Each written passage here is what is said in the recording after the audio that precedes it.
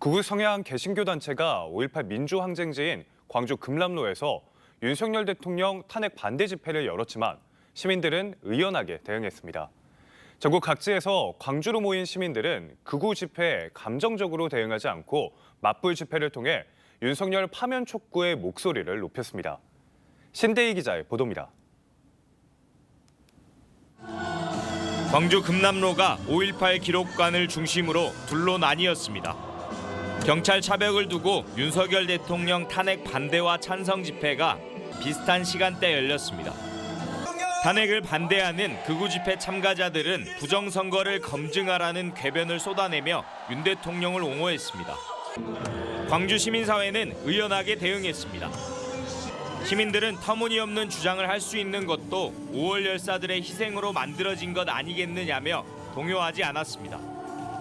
민주 열사들이 피 흘려 지켜온 민주주의가 위협받고 우리의 일상이 파괴되는 것을 뼈저리게 느끼고 있습니다.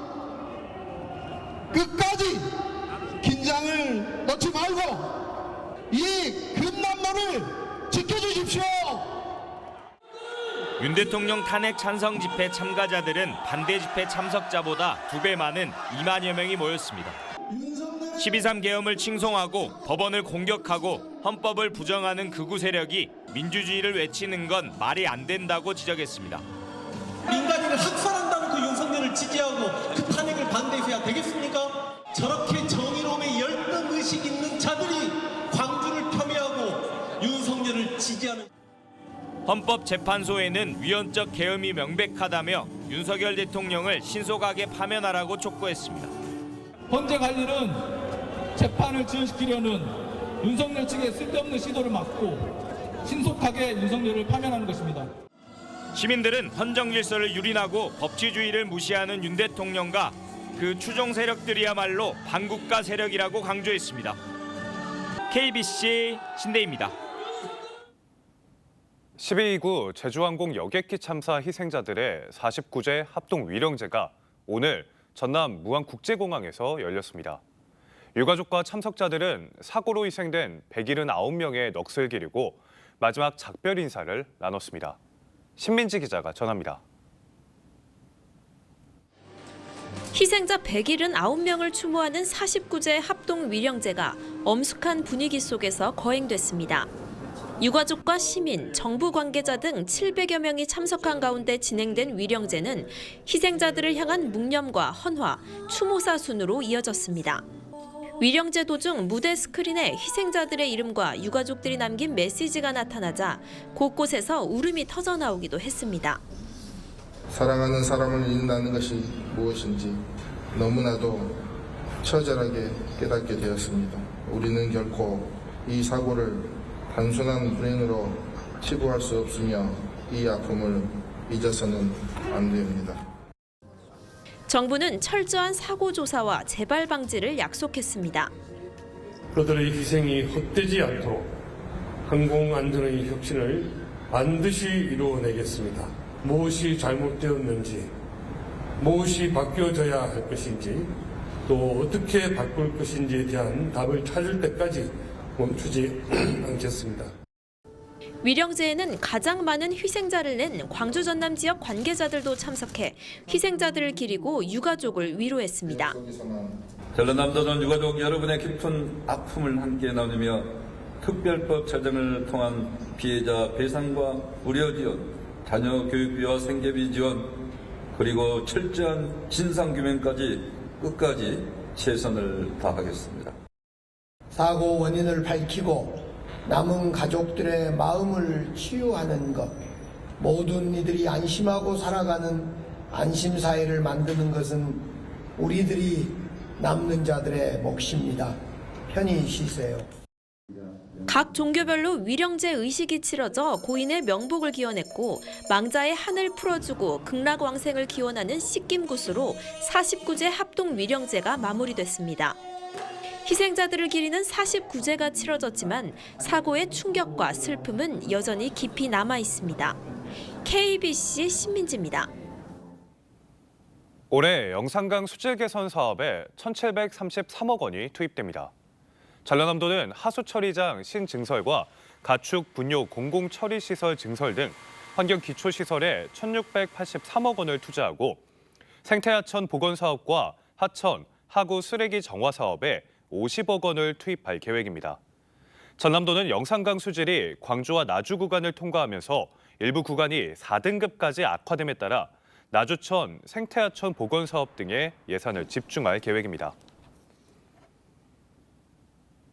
광주 경제자유구역청은 북구 오룡동에 조성 중인 AI 융복합 지구에 AI 영재고등학교 건립이 가능하도록 개발 계획을 변경해 고시했습니다. 변경된 개발 계획에는 AI 영재고 부지 반영, 산업시설 용지 위치 변경, 이와 관련된 주요 기반시설 계획 변경 등의 내용이 담겼습니다. 광주 AI 영재고는 북구 오룡동 468번지 일대에 2만 3천 제곱미터 규모로 조성되며 2027년 개교 예정입니다. 미분양 아파트가 쌓이면서 올해부터 준공후 미분양 주택을 사면 각종 세금을 감면해주는 1주택 특례가 시행됐습니다. 하지만 지역 부동산이 침체에 빠져 투자 수요가 사실상 없는 상황이라 효과를 낼지는 의문입니다. 고우리 기자입니다.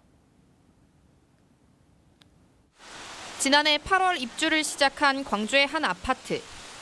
153세대 가운데 미분양 148세대를 4년 전세로 돌려 입주자를 모집하고 있습니다.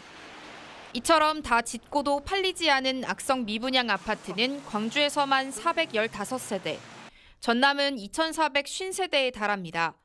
공사 중인 미분양 물량까지 포함하면 4,840세대가 넘습니다.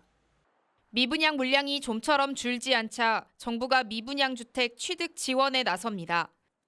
올해 준공 후 미분양 주택을 사면 양도, 종부세를 산정할 때 해당 주택을 제외하는 1주택 특례가 적용됩니다.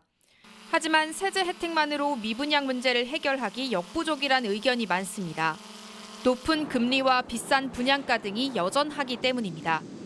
보통 집이 하나가 있고 또 하나의 집을 추가로 구매한다는 것은 일종의 투자적인 목적을 가지고 접근한 경우가 많을 텐데 지방의 지금의 현실이 앞으로 인구가 감소가 되고 앞으로는 이제 시세 차익이 가능할 것인가에 대한 좀 부정적인 시각이 하나 있는 점이 있고 민간공원 특례 사업 등 앞으로 쏟아질 신규 물량까지 고려하면 미분양 주택이 더 늘어날 가능성이 높은 상황. 건설업계는 대출 규제를 한시적으로 완화하는 등 정부의 적극적인 대책이 필요하다고 입을 모았습니다. KBC 고울입니다. 광주FC가 2025 시즌 개막전에서 치열한 공방 끝에 무승부를 거뒀습니다. 광주FC는 오늘 광주 월드컵 경기장에서 펼쳐진 수원FC와의 K리그 1 1라운드 홈 개막전에서 0대 0으로 비겼습니다. 치열한 공방에도 득점 없이 경기를 마무리한 양 팀은 승점 1점씩을 나눠 가졌습니다. 일요일인 내일 광주 전남 지역은 구름이 많다가 오후부터 차츰 맑아지겠습니다. 내일 아침 최저 기온은 영하 2도에서 3도, 낮 최고 기온은 8도에서 14도로 평년보다 2에서 3도가량 높아 비교적 포근하겠습니다. 전남 남해안 일부 지역에는 새벽부터 아침 사이 안개가 짙게 끼는 곳이 있겠습니다. 미세먼지는 오후부터, 초미세먼지는 종일 나쁨 수준을 보이겠습니다. 광양시가 각종 재난과 사고로부터 시민들을 보호하기 위해 시민안전보험 보장 항목을 확대했습니다.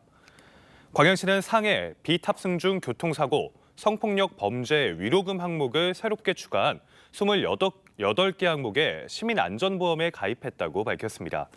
지난해 광양시에서는 172건 1억 3,200만 원의 시민안전보험금이 지급됐습니다.